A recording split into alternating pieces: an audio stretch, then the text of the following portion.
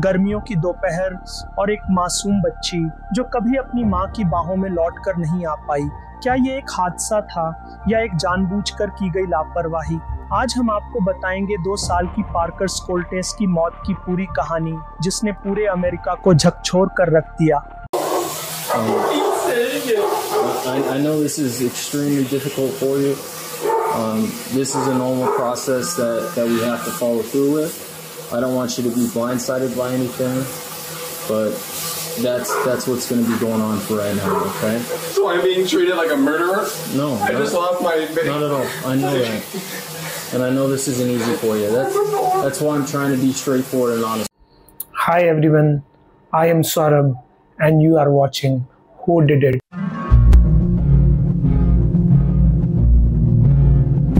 Christopher Scholtes एक पिता था, लेकिन उस दिन वो पिता नहीं बना। उसने अपनी 2 साल की नन्ही सी बेटी पार्कर को झुलसती गर्मी में एक बंद कार के अंदर छोड़ दिया। बाहर तापमान था 109 डिग्री फ़ारेनहाइट। इतनी गर्मी में सांस लेना भी मुश्किल हो जाता है।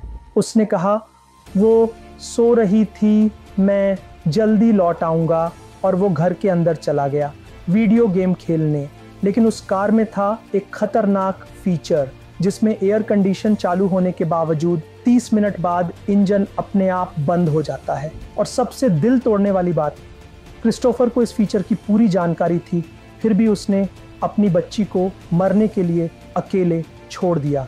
करीब 3 घंटे बाद पार्कर की मां एरिका स्कोल्टेस घर लौटी। उन्होंने पूरे घर में देखा, पार्कर कहीं नहीं थी। फिर उनकी नजर पड़ी उस कार पर। वो दौड़ी, चिल्लाई, दरवाजा खोला, लेकिन तब तक बहुत देर हो चुकी थी। पुलिस के बॉडी कैम फुटेज में वो दृश्य कैद हुआ, जो शायद किसी मां के लिए सबसे भयावह सपना होता है।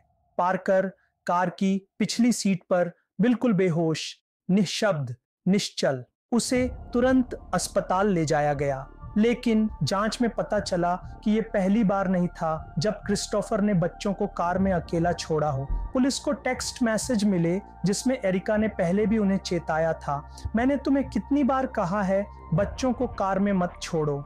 और उस दिन जवाब में क्रिस्टोफर ने लिखा, बेब मुझे माफ़ कर दो, मैंने हमारी बच्ची को मार दिया, ये सपना नहीं हो सकता। उसने क्रिस्टोफर पर पहले 2nd डिग्री मर्डर और चाइल्ड अब्यूज का केस दर्ज किया, लेकिन बाद में मामला और गंभीर हो गया। उन्हें 1st डिग्री मर्डर के लिए चार्ज किया गया। 1st डिग्री मर्डर जानबूझकर और सोच समझकर की गई हत्या, और 2nd डिग्री मर्डर बिना पूर्व योजना के की गई हत्या।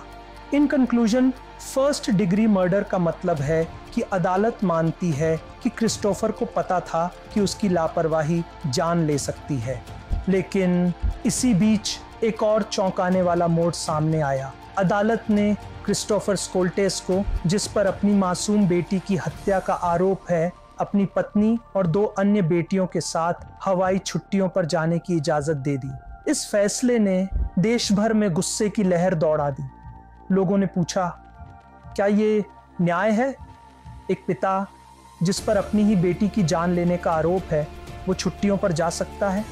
और माँ जो रोज़ अपनी खोई हुई बच्ची की तस्वीर देखती है, उसे क्या मिला? ये सिर्फ एक कानूनी फैसला नहीं था, ये सवाल था हमारी न्याय व्यवस्था की आत्मा पर।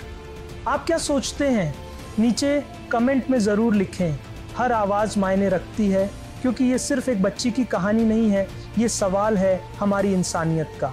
हर साल गर्मियों में कई मासूम बच्चे कार में दम घुटने से मर जाते हैं। 2023 में अकेले अमेरिका में 33 से ज़्यादा बच्चे मारे गए।